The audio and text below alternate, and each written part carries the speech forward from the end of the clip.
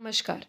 आपको हर दिन पावन श्रृंखला की जानकारी नियमित व सबसे पहले मिलती रहे, इसके लिए कृपया आप हमारे चैनल को सब्सक्राइब कर बेल आइकन अवश्य दबाएं। हर दिन पावन श्रृंखला की आज 27 फरवरी की कड़ी में आइए स्मरण करते हैं संकीर्तन द्वारा धर्म बचाने वाले चैतन्य महाप्रभु को। अपने संकीर्तन द्वारा पूर्वोत्तर में धर्म बचाने वाले निमाई चैतन्य महाप्रभु का जन्म 27 फरवरी 1486 को बंगाल के प्रसिद्ध शिक्षा केंद्र नदिया में हुआ था।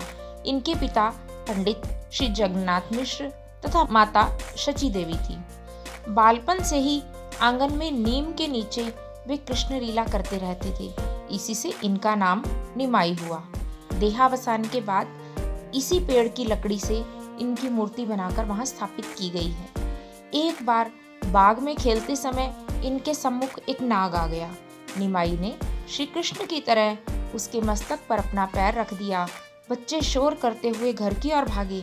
माँ ने यह देखा तो वे घबरा गई, पर थोड़ी ही देर में नाग चला गया।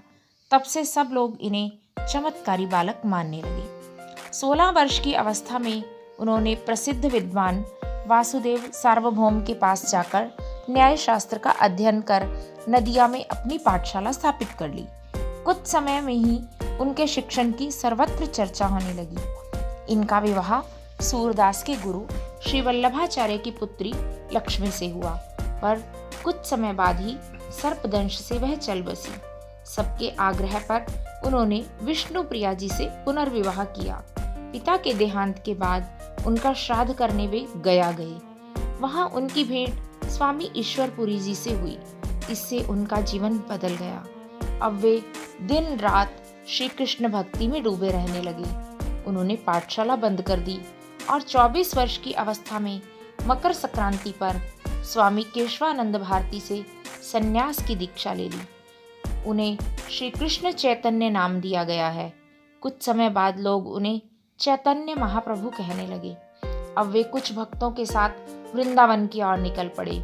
वहां उनकी भेंट बंगाल के ही एक युवा सन्यासी निताई से हुई। आगे चलकर चैतन्य महाप्रभु के भक्ति आंदोलन में निताई महाप्रभु का विशेष योगदान रहा। निताई के बाद नित्यानंद, अद्वैत, हरिदास, श्रीधर, मुरारी, मुकुंद, श्रीवास आदि विविध जाति एवं वंश के भक्त इनके साथ जुड़ गए। इनके संकीर्तन से भक्ति की धूम मच गई। जहां भी वे जाते लोग कीर्तन करते हुए इनके पीछे चल देते। उन दिनों बंगाल में मुस्लिम नवाबों का बहुत आतंक था, पर इनके प्रभाव से अनेक का स्वभाव बदल गया। धीरे धीरे निमाई को लगा कि अब प्रभु नाम के प्रचार के लिए घर छोड़ना होगा। अतः वे जगन्नाथपुरी जाकर रहने लगे। वहां वे कीर्तन और भक्ति के आवेश में बेसुध हो जाते। कुछ समय बाद वे यात्रा पर निकले। सब स्थानों पर इनके कीर्तन से सुप्त और भयभीत हिंदुओं में चेतना आने लगी। धर्म छोड़ते जा रहे लोग रुक गए।